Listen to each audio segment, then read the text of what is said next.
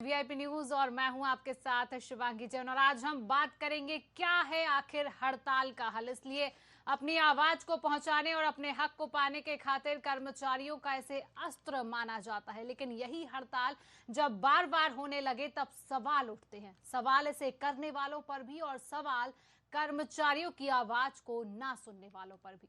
छत्तीसगढ़ में हड़ताल का दौर लगातार जारी है। हाल ही में खत्म हुए कर्मचारी अधिकारी फेडरेशन की हड़ताल के बाद अभी भी छत्तीसगढ़ के अनियमित कर्मचारी 5 दिनों से अनिश्चितकालीन हड़ताल पर बैठे हुए हैं। अनियमित कर्मचारी महासंघ के बैनर तले यह कर्मचारी अपनी 4 सूत्री मांगों को लेकर अड़े हुए हैं। उनकी मांग नियमितीकरण, छटनी पर रोक, ठेका व्यवस्था समाप्त करना और अंशकालीन कर्मचारियों को पूर्णकालीन करने की है। तो आज इसी विषय पर हम चर्चा करेंगे, जिसमें हमारे मेहमान भी हमारे साथ रहेंगे। इससे पहले आप देखिए हमारी ये रिपोर्ट।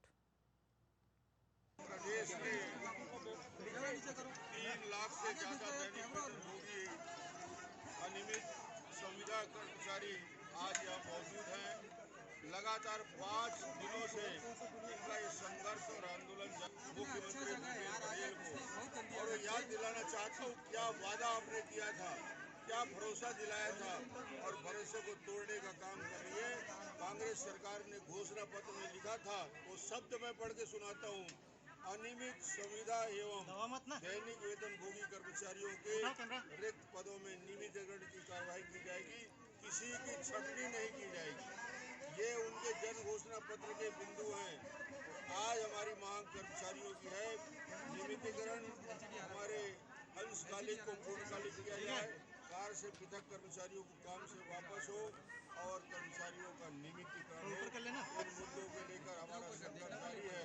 मैं याद दिलाना चाहता हूँ, भारतीय जनता पार्टी के शासनकाल में 52 से ज्यादा विभाग के 40 से 50 हजार कर्मचारियों को उस समय वेतनभोगी कर्मचारी थे, उनको नियमित किया गया था। छत्तीसगढ़ ले वादा कर रही से ओखर हमार दावा है, वो वादा के ऊपर दावा। एक हाथ में गंगा जल, एक हाथ में मैनिफेस्टो लेकर के मुख्यमंत्री भूपेश बघेल कांग्रेस के जब अध्यक्ष रही से पार्टी के प्रदेश के आओ ओकर साथ जतक कांग्रेस के पार्टी के कर्मचारी है रही ने नेता बन सब कोई बोले रही ने सरकार आज बाद 10 दिन नियमितीकरण कर देबो। लेकिन ठेठरी खुरमी गेड़ी खेल खेल के छत्तीसगढ़ के जनता के मन के साथ, हमार बहिनी दीदी मन के साथ, आदिवासी मन के साथ खेला थे भूपेश बघेल हा। तेखर से हम मजबूर हन। आज तो आकाश साफ रही से रसोईया बहनी के मैं हरो रसोईया बहनी मोर टीम में आए हमें। आज हमन करीबन 80,000 हमार टीम बूढ़ा तालाब में धरना देवत हन। हमन ला जब भी आथन सर हमन ला यही बोल देते कि हो ही कह के, मगर अभी तक से हमार होए नहीं है। अगर हमार एक दिन के रोजी देखबो सर तो मात्र 50 रुपया है। और हमार काका कहते छत्तीसगढ़िया मुख्यमंत्री कहते और छत्तीसगढ़िया ला ठगत हवे हमन ला। हमार रसोईया बहनी और हमार जितना भी कर्मचारी भाई बहनी है देखा तो भूया में बैठे हैं। तो आज इसी विषय पर हम चर्चा करने वाले हैं, जिनमें हमारे साथ हमारे मेहमान भी जुड़ेंगे, जिनका परिचय मैं आपसे करा देती हूं। राजीव चक्रवर्ती जी, जो भाजपा नेता हैं, मैं आपका बहुत बहुत स्वागत करती हूँ राजीव जी। गोपाल प्रसाद साहू जी, जो छत्तीसगढ़ संयुक्त अनियमित कर्मचारी महासंघ से, मैं आपका बहुत स्वागत करती हूँ। और शकील साजिद जी, जो वरिष्ठ पत्रकार, मैं आप सभी का बहुत बहुत स्वागत करती हूँ हमारे प्रोग्राम में। तो सबसे पहले मैं गोपाल प्रसाद साहू जी के पास आना चाहूंगी। गोपाल जी, हाल ही में खत्म हुए कर्मचारी अधिकारी फेडरेशन की हड़ताल के बाद अब छत्तीसगढ़ के अनियमित कर्मचारी 5 दिनों से अनिश्चितकालीन हड़ताल पर बैठे हुए हैं। मैम, ये मंच प्रदान करने के लिए मैं सबसे पहले आपको बहुत बहुत धन्यवाद जी। अनियमित कर्मचारी की ओर से। मैम, हम विगत आज 6वां दिन है हमारा। हम 1 सितंबर 2022 से अनिश्चितकालीन आंदोलन में है मैम। और इस आपको मैं अवगत कराना चाहूंगा कि वर्तमान सरकार जब विपक्ष में थे तो ये वादा किया था कि सरकार बनते ही 10 दिन में आप जितने भी अनियमित कर्मचारी है उसको नियमित करेंगे। लेकिन आज 4.25 साल हो गया है और सरकार हमारी बातों पर गंभीरतापूर्वक विचार नहीं कर रही है। मैं स्पष्ट रूप से हमने कहा है और सभी सक्षम स्तरों पर हमने कोशिश किया है बात करने का, लेकिन माननीय मुख्यमंत्री महोदय इन 4.25 सालों में किसी प्रकार के हमको मिलने का समय दिया नहीं है। शासन प्रशासन हमको किसी प्रकार के मिलने के लिए अवसर नहीं दिए हैं। तो हमारे पास और क्या रास्ते बचते हैं मैम? हम जो कर्मचारी जो जगह है या कोई अनियमित कर्मचारी है उसके पास तीन ही रास्ता होता है, आवेदन, निवेदन, आंदोलन। हमने सैकड़ों बार आवेदन किया, निवेदन किया, उसके बाद भी सरकार हमारे तरफ ध्यान नहीं दे रही है। तो इसके पहले हम 6 चरणों का आंदोलन कर चुके हैं शांतिपूर्वक। ये मैम हमारा क्या है 7वां चरण है जो अनिश्चितकालीन आंदोलन है, समय चालू है। अनिश्चितकालीन आंदोलन का कल हमने क्या है 5 तारीख को मुख्यमंत्री निवास भी घेराव किया था और आज भी वो चल रहा है। आज भी हम डटे हुए हैं मैदान में अपनी मांगों को लेकर के। गोपाल जी, तो क्या मुख्यमंत्री जी आप लोगों से मिलने आए हैं? क्या मुख्यमंत्री जी ने कर्मचारियों को मनाने की कोई कोशिश की है कि फिर से ये हड़ताल का दौर लगातार छत्तीसगढ़ में देखने को मिल रहा है? मुख्यमंत्री जी पर जैसे आपने कहा कि सरकार इस पर कोई गंभीर एक्शन नहीं ले रही है, हमसे ना मिलती है, हम लगातार आंदोलन कर रहे हैं, तो क्या मुख्यमंत्री जी आप कर्मचारियों से मिलने आते हैं? नहीं, देखिए किसी न किसी माध्यम से हम चले जाएंगे माननीय मुख्यमंत्री महोदय के पास मिलने के लिए। ऐसा नहीं है, लेकिन कोई उनके तरफ से हमको अनुमति तो दे मिलने के लिए। हमने एक बार नहीं, कम से कम 20 बार अनुमति के लिए अनुमति चाहा है माननीय मुख्यमंत्री महोदय से मिलने के लिए, लेकिन आज तक हमको मिलने की अनुमति नहीं दी गई। इसी प्रकार माननीय मुख्य सचिव महोदय से हमने क्या है कम से कम 10 से 12 बार हमने आवेदन निवेदन दिया है। हम खुद जब मंत्रालय जाकर के घंटों बैठे रहते हैं, लेकिन माननीय मुख्य सचिव मिलना नहीं चाहते, तो किससे बात करें? हमारे पास रास्ता क्या है? तो अंत में ये कर्मचारी है क्या कर सकता है? तो आंदोलन का रास्ता अपनाने, इसमें हमको तकलीफ होती है कि आम जो जनता है उनको हमारे वजह से परेशानी हो रही है। मैं बताना चाहूंगा मैम कि प्रदेश में लगभग 40% अनियमित कर्मचारी है, 40 से 45% हर कार्यालय में। और इससे क्या है सरकारी नियमित कर्मचारी वापस काम में आने के बाद भी काम सुचारू रूप से चलेगा ऐसा नहीं है, क्योंकि इसमें जो 40 से 45% जो अनियमित कर्मचारी है उसका 80 से 90% जो कर्मचारी है तकनीकी कर्मचारी, जैसे ऑपरेटर, कंप्यूटर ऑपरेटर है या फिर क्या है प्रोग्रामर है, इस तरह से जो है। और बाकी जो छोटे वर्ग के है, तो इससे काम तो सरकार का प्रभावित तो होगा, इससे आम जो नागरिक है उस प्रभावित तो होगी। लेकिन क्या है कि हमारे पास और कोई रास्ता नहीं मैम। इसके लिए मैं आपके मंच के माध्यम से प्रदेश के जो हमारे आम जनता है उनसे भी माफी चाहूंगा। लेकिन एक विडंबना यह है कि एक हमारे जो रसोईया जो है उसको क्या है पर डे प्रतिदिन 50 रुपए दिया जाता है। आप सोच सकते हैं अब 200-300 लोगों को खाना बनाने में कितना समय लगता होगा। ये बहुत बड़ी विडंबना है हमारे साथ में। इसी प्रकार जो स्कूल सफाई कर्मचारी हमारे जो साथी हैं उसको 2 घंटे के एवज में उसको 2223 रुपए देता है और दिन भर काम लिया जाता है। तो ये जो अनियमित कर्मचारी के साथ जो विडंबना है ये तो स्पष्ट है।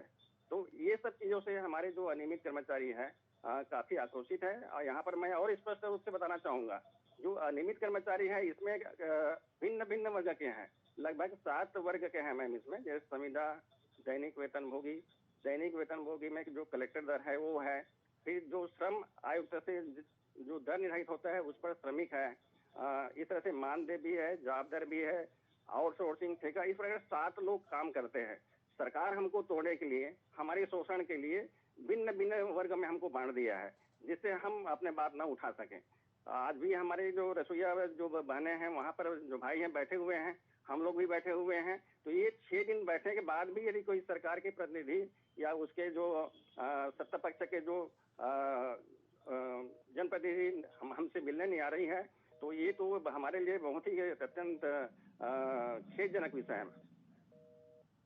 राजीव जी के पास आना चाहूंगी। राजीव जी, जैसे गोपाल जी का कहना है कि मुख्यमंत्री जी से उन्हें मिलने की अनुमति नहीं दी जाती है और रविवार को भी प्रदर्शनकारियों ने सीएम हाउस का भी इस आंदोलन को लेकर घेराव किया है। राजीव जी। जी देखिए, हमको मालूम है जी पूरा पुरानी बस्ती क्षेत्र से लेकर चारों तरफ ये मैसेज गया है जो गोपाल जी लोग जो आंदोलन कर रहे हैं। और देखिए कितनी मानव अधिकार का वंचन है। ये कर्मचारी संघ है और इनकी मांगों को सहानुभूति पूर्वक बात करनी चाहिए, एक टेबल टॉक होनी चाहिए और जो नेगोशिएशन होना चाहिए, ग्रीवेंसेस होनी चाहिए, कोई बातें नहीं हो रही है।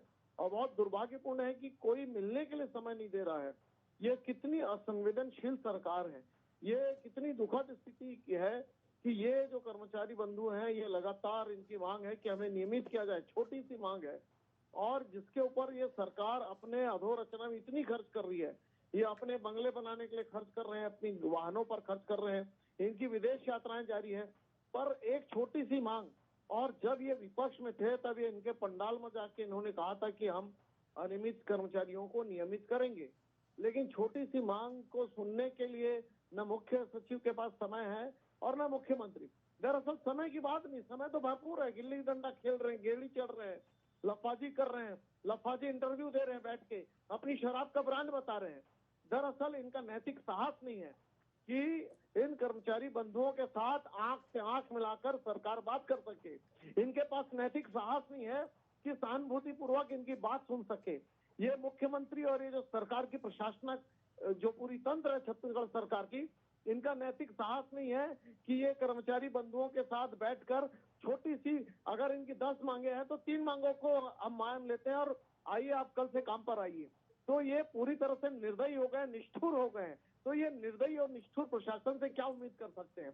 तो भारतीय जनता पार्टी पूरी तरह से कर्मचारी बंधुओं के साथ है और कर्मचारियों के साथ जो ये शोषण हो रहा है, ये जो मिलने से इनकार किया जा रहा है, तो उससे पता चलता है कि ये जो नेता बनकर बैठे हैं, सत्ताधीश बनकर बैठे हैं, इनके मन में कोई मानवता की कोई एकमात्र की बूंद नहीं बची है। इनके अंदर कोई शिष्टाचार नहीं है, कोई व्यवहारिकता नहीं है।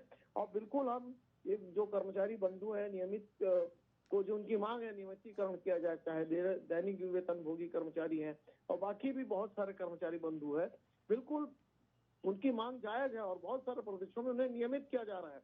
अगर नियमित नहीं कर सकते हैं तो दूसरे भी बहुत सारे रास्ते हैं कि काम के घंटे तय हो, वेतन तय हो। और वेतन जैसे आपने शिक्षकों का किया, संविलियन किया, इसी प्रकार बहुत सारे दूसरे रास्ते इनको आप संविलियन कर सकते हैं। लेकिन वारे सरकार, उनके पास इतनी बड़ी संख्या में जो हमारे कर्मचारी बंधु हैं, जो प्रदेश के विकास में सहायता कर रहे हैं, उनके लिए 2 वक्त का समय नहीं है। ये बहुत दुर्भाग्यपूर्ण है। अभी तो मैं जो कल देख रहा था कि इनकी जो आंदोलन है वो सिर्फ धरने प्रदर्शन तक है। आने वाले समय में निश्चित रूप से ये प्रदर्शन को उग्र कर सकते हैं। इसकी सारी जिम्मेदारी इस प्रशासन की रहेगी। जो प्रशासन बहरी हो गई है, जो प्रशासन गूंगी हो गई है, जो प्रशासन अंधी हो गई है, जिसे देखने का समय नहीं है, सुनने का समय नहीं है, तो उस प्रशासन के खिलाफ अगर कोई उग्र प्रदर्शन होगा तो उसके लिए यही लोग जिम्मेदार होंगे, यही प्रशासनिक मिशनरी होगी जो गिल्ली डंडा खेलने के लिए समय निकालते हैं, जो गेड़ी चढ़ने के लिए समय निकालते हैं, जो बाहर से आए हुए पत्रकारों के साथ शराब ब्रांड की बात करते हैं 2-2 घंटे की। तो यह बहुत दुर्भाग्यपूर्ण है और सरकार को निश्चित रूप से इसका जवाब देना पड़ेगा, इनके साथ बैठना पड़ेगा और मानवीय आधार पर इनकी मांगों को पूरी करना होगा। शकील साजिद जी भी हमारे साथ जुड़े, उनका भी मत जान लेते हैं। जैसे कि राजीव जी ने कहा है कि मुख्यमंत्री जी के पास समय नहीं है, मुख्य सचिव के पास कर्मचारियों से मिलने का समय नहीं, अपने बंगले बनाने का समय है, लेकिन वहां पर उनको अपना कर्मचारियों की मांग पूरी करने का समय नहीं है। शकील जी,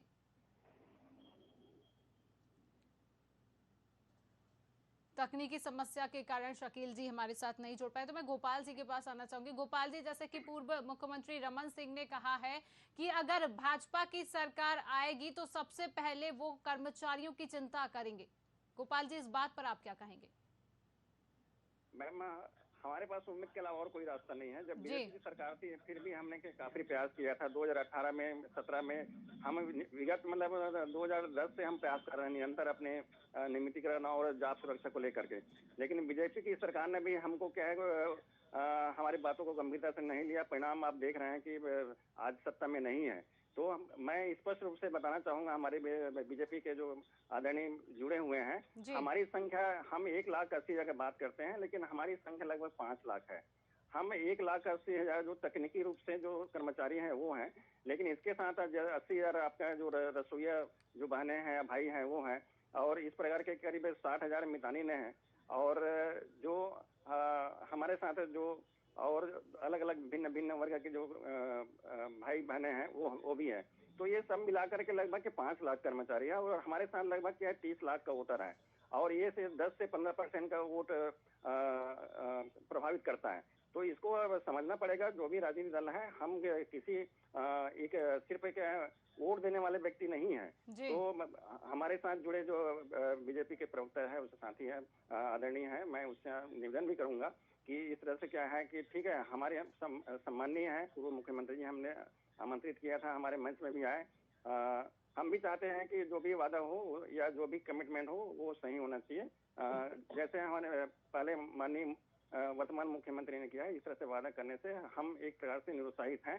और हम आक्रोशित हैं कि प्रदेश की इतनी बड़ी पार्टी हमारे साथ इस तरह से कमिटमेंट किया आज, लेकिन आज 4 साल हो रहे हैं हमारे कमिटमेंट को पूरा करने के अलावा पूरा करने के बजाय हमको क्या है परेशान करने की कोशिश कर रहे हैं। तो मैं आपके माध्यम से भी मैं माननीय मुख्यमंत्री महोदय से निवेदन करना चाहूंगा कि हमारी समस्याओं को गंभीरता से सुने और जो हमारी जो 4 मांगे हैं, समस्त अनियमित कर्मचारियों का नियमितीकरण, जो साथी हमारे जो साथियों को निकाल दिया गया है उसकी बहाली और निरंतर छटनी चल रही है उसको बंद किया जाए। तीसरा हमारी मांग है जो अंशकालिक है उसको साथी है जिसको पूर्णकालीन करे, और जो आउटसोर्सिंग ठेका प्रथा आपने ये घोषणा पत्र में स्पष्ट लिखा है, हम चाहते हैं कि आउटसोर्सिंग बंद करें। ये इस 4 सूत्री मांग को हमारी सरकार इस गंभीरता से ले, और हम खुद अभी हमारी आंदोलन चल रही है उसमें डेलीगेशन के लिए जाने वाले हैं टीम, इस पर कोई ठोस निर्णय ले। गोपाल जी, आपने कहा कि आपके पास उम्मीद के सिवा कोई और दूसरा रास्ता नहीं है, तो क्या मैं ये समझूं, क्या अभी जो चुनाव भी आने वाले हैं तो क्या आप अपने प्रदेश में एक बार भाजपा की सरकार आने को मौका देंगे? आप कह रहे हैं कि पिछले कई सालों से इन्होंने भी आपसे वादा किया था कि आप कर्मचारियों की सारी मांगे पूरी होंगी, लेकिन वहां पर पूर्व मुख्यमंत्री रमन सिंह जी का भी बयान आ रहा है कि अगर प्रदेश में भाजपा की सरकार आती है तो सबसे पहले कर्मचारियों के बारे में सोचा जाएगा। तो क्या यहाँ पर ये माना जाए आपके पास उम्मीद के अलावा कोई दूसरा रास्ता नहीं है? तो क्या प्रदेश में भाजपा की सरकार आएगी जिस तरह से पूर्व मुख्यमंत्री जी का बयान सामने आया है? गोपाल जी, देखिए मैम, हम लोग इस तरह से कोई एनालिसिस में विश्वास रखते नहीं है, लेकिन स्वाभाविक रूप से कि यदि हमारे बारे में क्या है, यदि वर्तमान सरकार कुछ नहीं करती तो स्वाभाविक रूप से जो रुझान होता है वो तो जानते हैं, सभी जानते हैं, इस पर कोई स्पष्ट बोलने की जरूरत नहीं पड़ती है। तो हमारा मानना तो यही है कि यदि सरकार हमारी बात को गंभीरता से सुने, अभी समय है 1 साल का, ये लास्ट बजट है, इस बजट में हमारे बारे में कुछ स्पष्ट रूप से लिखे, और कम से कम हम ये चाहते हैं कि जॉब सिक्योरिटी दे दें। हम भी समझते हैं कि सरकार के कोरोना काल में काफी दिक्कतें हुई, कुछ बजटी तकनीकी दिक्कतें हैं, लेकिन इसमें जिसमें बजट नहीं लगना है उस पर तो सरकार कार्रवाई कर सकती है। जैसे आउटसोर्सिंग बंद करने या ठेका प्रथा बंद करने से सरकार को 25 से 30% का फायदा होगा, कि क्यों नहीं करती सरकार बंद? ये हम चाहते हैं हमारे के यहाँ कम से कम 50 से 60 हजार कर्मचारी आउटसोर्सिंग और ठेका प्रथा में काम कर रहे हैं। इसको बंद कर दे तो जो 18% जीएसटी और जो सर्विस टैक्स, सर्विस चार्ज वगैरह है वो ऑटोमेटिक कम हो जाएगा, जिससे सरकार को फायदा होगा। तो ये इस तरह से जो जिसमें पैसा नहीं लगना है, जैसे जॉब सिक्योरिटी है, ठीक है, सरकार के पास अभी बजट नहीं है, लेकिन कम से कम ये तो सुनिश्चित कर दे कि जो हमारे लिए 62 साल की जॉब गारंटी वो दे दे। अभी ऐसा है कि सर जो नियंत्रक अधिकारी है क्या करता है, नियंत्रक अधिकारी के कुछ भी हमको काम बताए, यदि क्या है कुछ कारणवश त्रुटि हो गई या फिर घर में कोई समस्या है जिसकी वजह से हम समय पर कार्य नहीं पहुंचे, तो दूसरे घंटे एक नोटिस निकलता है और जॉब को समाप्त कर देते हैं। ये सबसे बड़े हमारे साथ विडंबना है कि तो ये जॉब असुरक्षा की भावना है। आज आपको बताना चाहूंगा, कम से कम 8000 जो कर्मचारी है विगत 6-7 सालों में निकाल दिया गया है। अब वो कर्मचारी कहाँ जाएगा, दर दर भटक रहे हैं। तो ये जिसमें व्यय नहीं होना है, जिसमें खर्चा नहीं होना है, कम से कम सरकार इस काम को कर ही सकते हैं। मैम, राजीव जी के पास आना चाहूंगी। राजीव जी, गोपाल जी का कहना है जिन चीजों में खर्चा नहीं होना ये काम तो सरकार कर सकती है, तो वहीं रमन सिंह जी ने भी कहा है, कांग्रेस पर इन्होंने कर्मचारियों से विश्वासघात करने का आरोप लगाया और कहा है कि अगर प्रदेश में दोबारा भाजपा की सरकार आती है तो सबसे पहले कर्मचारियों की चिंता के बारे में सोचा जाएगा। राजीव जी। जी बिल्कुल, भारतीय जनता पार्टी का बिल्कुल एजेंडा है कि जो कर्मचारी बंधु हैं उनका हर जितनी भी मांगे हैं उस पर विचार किया जाएगा, और कुछ मांगे तो देखिए बहुत सुलझा सकते हैं। जैसे साहू जी ने भी कहा कि हम बैठ के अगर बात करें और जो खर्चे को देखें तो जिनको निकाला गया उनको वापस ले सकते हैं, क्योंकि वो उनका अनुभव है। और बहुत सारी ऐसी चीजें जिसमें 18% से भी ज्यादा खर्च ज्यादा हो रहे जो मेरी जानकारी में है, तो बिल्कुल उसमें सरकार सहानुभूतिपूर्वक वार्ता कर सकती है। लेकिन दुखद है कि वार्ता के लिए भी बैठ नहीं रहे हैं, तो इससे दुखद और क्या बात हो सकती है। आपके पास इस सरकार के पास बैठने के लिए समय नहीं है कर्मचारी बंधुओं के लिए, तो देखिए ये बहुत दुखद स्थिति है। तो आने वाले समय में अगर उग्र आंदोलन होगा तो इसकी सारी जिम्मेदारी इकलौती ये प्रदेश सरकार की होगी, जो कर्मचारी, जो अनियमित कर्मचारी बंधु है उनके साथ बैठकर समग्र बातचीत करे। और देखिए, समग्र बातचीत में रास्ता निकल सकता है, ऐसी नहीं है, लेकिन ये जो रास्ता नहीं निकाल रहे हैं और एक तरफा बात करने से इनकार कर दिए, ये बहुत शोचनीय स्थिति है। जो शालाओं में भोजन नहीं बन पा रहा, मध्याह्न भोजन की स्थिति चिंतनीय है। पूरे ऑफिसों में कर्मचारी नहीं है जो संभालते हैं, चतुर्थ वर्ग कर्मचारी हो या दूसरे कंप्यूटर ऑपरेटर्स हैं, तो उस स्थिति में एक प्रकार से पैरालाइज हो चुकी है। वैसे ही पहले ही हड़ताल से सरकार की हालत बहुत खराब है, जनता के बहुत सारे काम पेंडिंग है। तो अभी सरकार को चाहिए कि चुनाव के समय, चुनाव नजदीक है, कर्मचारी बंधुओं के जितनी मांगे हैं उनके ऊपर एक बड़ी बैठक करे, बैठक करके एक ग्रीवांस कमेटी बनाए और उनके लिए बातचीत हो। बातचीत से रास्ता निकल सकता है और सुलह हो सकता है। लेकिन सरकार एडोमेंट है, सरकार अपने घमंड में चूर है, ये बहुत निंदनीय, बहुत दुखद है। राजीव जी, संचार विभाग के प्रमुख सुशील आनंद शुक्ला ने रमन सिंह के पलटवार करते हुए कहा है कि प्रदेश में आउटसोर्सिंग की शुरुआत रमन सिंह की सरकार ने की है और ठेकेदारी प्रथा भी शुरू की है। इस पर आप क्या कहेंगे राजीव जी? अच्छा, हमने शुरू किया था, मान लीजिए वो गलत बात है, तो आप उसे ठीक कर लीजिए। हमारे सामने उस समय एक जो था बेस्ट ऑप्शन था कि हम तुरंत कर्मचारियों की भर्ती नहीं कर सकते थे और काम कैसे करते, तो हमने वो काम किया। तो अभी आप अगर इस बात की निंदा करते हैं ठेकेदारी प्रथा की, तो उस काम को दुरुस्त कर लीजिए, नियमितीकरण कर लीजिए, सारे कर्मचारी बंधुओं को ले लीजिए। ये जो 8,000 कर्मचारियों को निकाल दिया है, उन कर्मचारियों को वापस ले लीजिए। तो हमने जो किया आपको वही करेंगे, ऐसी कोई बात होती क्या? आप लीडर हैं, आपके पास में सत्ता है, आप उस काम को दुरुस्त कर लीजिए, तभी तो बात होगी।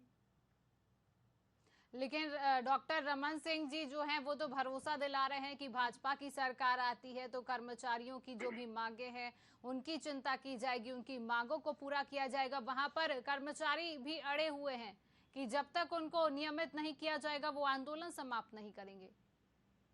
हाँ बिल्कुल, अगर भारतीय जनता पार्टी के इतने वरिष्ठ नेता हैं, राष्ट्रीय उपाध्यक्ष है, उनके पास जरूर फार्मूला है। और इसके पहले भी आप देखेंगे 15 साल के शासन में कभी इतनी मारा मारी है, ऐसी कोई बहुत बड़ा आंदोलन नहीं हुआ। जो भी हुआ छोटी मोटी आंदोलन थी, बात होती थी, वार्ता होती थी। लेकिन ये जो नई ये सरकार जो बनी है पिछले 38 महीने से, वो जिस प्रकार से एक तरफा किसी भी कर्मचारी तक, अभी दूसरे कर्मचारी भी बैठे थे, उनसे बात नहीं की, अभी ये दैनिक वेतन भोगी कर्मचारी, उनसे भी बात नहीं कर लिए। तो कम से कम हमारी सरकार सहानुभूति पूर्वक बात तो करती थी, एक टेबल पर तो बैठती थी। लेकिन ये बहुत दुखद है कि ये सरकार के पास समय नहीं है। तो सरकार को दुरुस्त करना चाहिए, अपने आप को ठीक करना चाहिए। संवादहीनता की जगह संवाद बनाया जाना चाहिए। संवाद सेतु होता है, बहुत सारी जो बातें खत्म हो जाती है। तो संवाद नहीं कर रही है, जो संवादहीनता है, ये बहुत शोचनीय है, ये बहुत निंदनीय है। तो भूपेश सरकार को चाहिए कि कर्मचारी बंधुओं के साथ बात करे। बात करने से बहुत सारे रास्ते निकल जाते हैं, मैं बार बार कह रहा हूँ। तो यही दुखद स्थिति है। और देखिए, जो मांगे हैं उसमें बहुत बड़ा कोई फर्क नहीं पड़ेगा। जैसे साहू जी ने कहा है कि उन्होंने परसेंटेज भी निकाला है कि आप थर्ड पार्टी ठेका पद्धति से काम करवा रहे हैं और इन्हीं कर्मचारियों को नियमित करेंगे कि सरकार का पैसा भी बचेगा, बजट में ऐसा इसका प्रावधान कर सकती है। तो क्यों नहीं कर रही, ये बड़ी दुखद बात है।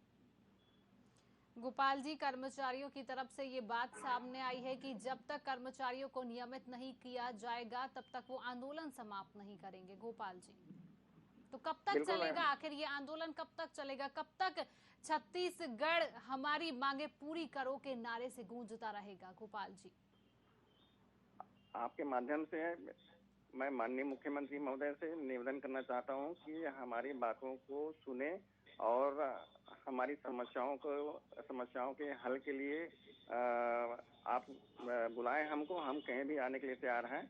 और किसी प्रकार के आप हमारी समस्या का समाधान कीजिए।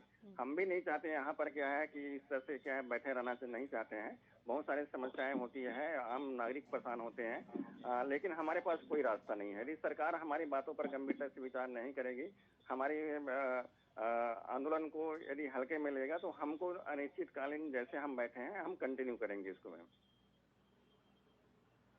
राजीव जी, आंदोलन कंटिन्यू करने की बात चल रही है।